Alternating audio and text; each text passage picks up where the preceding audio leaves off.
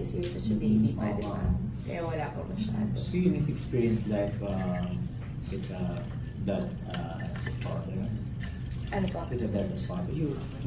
Yeah, I don't remember, but we have a lot of photos, and my lola would always say that we have a lot of things in common. I mean, the way that I am, and I would see that because I'm not very much like my mom, so I'm assuming I'm a lot like my dad. My mom is very kikay, mas ganun, mas feminine siya than me, obviously. Oo nga, you're very athletic and sporty. Yes, sporty. Who influenced you into being sporty and athletic? I was very artsy. I was very into arts and music growing up, and it was only siguro mga 4 years ago that I started doing sports kasi wala para akong sobrang lampa ko. Para feeling ko sobrang wala akong ginagawang anything healthy.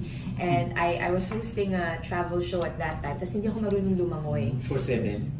No, it was a different show pa for an international company. And then I thought to myself, it would be really funny kasi lumalangoy ako sa mga falls, ganyan, pag nagta-travel. Tapos langoy aso lang yung alam ko. So I said, oo, langoy aso talaga. Okay lang naman din, di ba? Survival kaya. Pero for a TV show, it didn't look nice. So I enrolled myself in swimming lessons. And then, yun na, dire-diretso na, I started doing car racing. And then I did triathlon. Yeah, I did Vios Cup for 2 years. It's very risky, car racing. Very risky. The sports that I tend to like are more on the risky side. Why? I think I like the adrenaline rush, and maybe I think it's really fun to get to do things that not a lot of people get to do or don't enjoy. I like the kind of niche market of sports. Oh, yung mga uncharted. Oo, medyo. Uncharted. Yeah. So, how are you different? Parang si your boyfriend, si Juancho. Grabe yung boyfriend, sorry. hindi pa po. Di ba? Baka umasa ng todo si Why Juancho. Nag-clash ka ba? Huh? Si Juancho ba? Mas sporty ka kay Juancho. Funny enough, opo. Actually, mas siya na sporty. parang konti. Grabe, hindi kita i-quote doon. Hindi naman siya lampa. Pero he's very lanky kasi, he's tall, di ba? So parang yung center of gravity niya medyo alanganin. So pag nagsa-sports kami, sabi niya sa akin one time, alam mo, kailangan ko i-accept na mas agile ka sa akin. Sabi ko, dapat lang, no? 6'1", ka-imagine mo naman kung mas agile ka sa akin. I'm 5'4". 5'4"? Yeah. So, yung status niya ngayon, co-host lang? Co-host lang, nanliligaw pa rin. So, parang siya may ligaw? Ligaw tingin o Ligaw action naman. Marunong naman manigaw si Juancho. Actually, very old school kami parehas. I think because of both our upbringing. So it's really nice. I've always wanted to be pursued that way. You know, yung flowers, may special treatment talaga. Kasi some people don't like that, diba? They want something more straightforward or... Chocolates. What kind of flowers? I love carnations. Ay, mahal yun. Mahal ba yun? Tsaka stargazers. Oo, pero mahal talaga ang flowers in general, diba? So okay lang special. Tingnan na, hindi ko rin alam. Malalaman natin very soon. So when did you start and how far has he gone? Well, he started courting me, when was it, December or Last January? Yes. Oh? So recent lang talaga. Recent. We started working in Unang Hirit together no October eh. So it's only recent talaga that we started courting. How many more months does he have to wait? I don't know. Timeline? Ako, may timeline naman ako. I guess it's more of how ready I am to really commit to our relationship. It's hard, you know. First time you've been courting that way? No naman. First time in a long time, siguro. When I was in college, it was a lot like that. But I guess when I started working, I work in a very straightforward industry, especially in broadcasting, diba? So the kind of people that you meet are too busy to really step out and put that kind of effort. Oo, na step by step, iintayin ka or hatid sa group ka. Medyo pinapahirapan ko si Juan. I don't think it's that. I think it's just, it's nice for the both of us. He wants to make me go that way naman also, and I want to be pursued that way. So, okay lang. You're from Laguna also? No, Tondo po ako lang. Yeah. Tondo girl. Tondo girl. Yeah. Because my dad's house, he built it there. So, doon po ako lumaki. Which part is it? Alabat. Oh. Yeah. So, paes ako nag-school for grade school. And then, I transferred to QC. So, Manila girl talaga ako ever since. Just how do you keep up with the schedule po ng YouTube? To wake up early and stay there? I sleep at 7 or Usually, 8. ano pa kayo? Sambales? Yes, out of town palagi. Wala na akong social life. Hindi na ako lumalabas paggabi.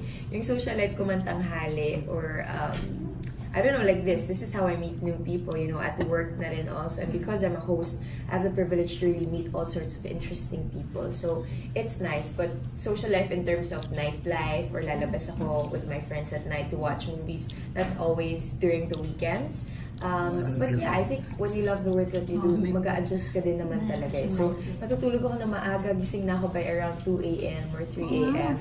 Kasi ang pull-out namin for unang hirit, if it's within Metro Manila, mga 4. Kasi 4:55 the start of the show. But if it's out of town, we get pulled out at around 2 or 3. Subig ka? Oo, pag Subic, alas 2 yung pull-out namin. Kaya ganun. Joyce, Before once you were rumored to be courted after. Huh? Parang may ganun Talaga? Ako narinig eh. Saan yun naman napulan? Kasi ato mo lang sa hindi. Kaya dito eh. Hindi, co-host ko siya Peter, sa bagong co-host show. Oo. Kasama si Richard. Kanina kay Juancho, I got the vibe na partly then you want to be conservative about courtship, gano'n? Kaya it's taking so long. Yes. To be. I think I'm very conservative about a lot of things, but maybe with my personality, it doesn't translate that way because I'm very straightforward. I'm overly opinionated. Outgoing. Yeah, so parang iniisip ng mga tao, very liberated. But I grew up in a Christian household. I'm still a Christian. So I tend to be very conservative about a lot of things. Yeah, and you know, I feel like with relationships, especially at my age, I'm turning 26 on May. Yeah, it's a nice age to really figure out if you want to be committed to someone. And when you're committed to someone, sana long term na, di ba? Ayoko na ng date around or test the waters and then jump to another relationship. Although I know that that works for some people. For me personally, it's no longer the state that I'm in. So if and when si Juancho will be your first boyfriend? No naman. Wow. First boyfriend pala. I've had boyfriends naman. So Juancho, galingan mo, talagang tinetest ka. Oo, sana May galingan hope ba niya. siya? May pag-asa ba siya? May pag-asa naman si Juancho. Napakabait Ilang nun. percent? 12. 12%. Hindi, mataas-taas naman na percentage. Hindi ko na lang ibibigay yung ballpark number. Mataas na. At araw-araw kami magkasama. Sa Divisan, parang 100%. Oo, malapit na mag-100. Ano lang ako, cute lang ako. Nagpapakipot lang. Hindi, pero araw-araw kami magkasama. So, mahirap hindi ma-develop, diba? You're with the person every day. And yun nga, out of town palagi. So, The nearness of it. yes. Pero minsan pag masyadong matagal din, parang, you know, parang it reaches the point na lumipas na. Pinadala ka ba dito ni Juancho? Oo. Pinadala ka ni Juancho? Sige na nga. Sige na nga. Yeah, I think also. Naiinip na siya eh. Oh, naiinip ka na ba? Malapit na yan siguro. We'll see. I mean, I'm in no rush and I think Juancho is in no rush also. And then dami niyang projects ngayon, di ba? Ang dami niyang pinagkakabisihan. Sabi ko, kapal nga ng mukha mo, nanliligaw ka pa. Nagsuschool Dapat na hindi siya. na. Ito bang Stand for Truth is a new show, no? Yes, it's a new show. Is it election related? No, it's a digital newscast. Digital. Yes, it's a digital newscast po. That's launching April. Is it your daily too? Yes, it's daily. What does it mean when it says we'll be in charge of the music segment? So, parang within the show po, there will be a newscast that's gonna be handled by Atom and Richard. And then, for the music segment, we're gonna invite musicians, Filipino musicians, composers, songwriters, on the show to perform, to be interviewed, ganyan. Para lang meron tayong, because you know, I think with the millennial age, they want to be engaged in all sorts of things. So whether that be news and current affairs, and also everything that's going on the internet, especially when it comes to music, we want to integrate that. Kasi we also want to cater to the younger audience para manood sila ng different platform for news, and then listen to the kind of music that the young people are listening to now.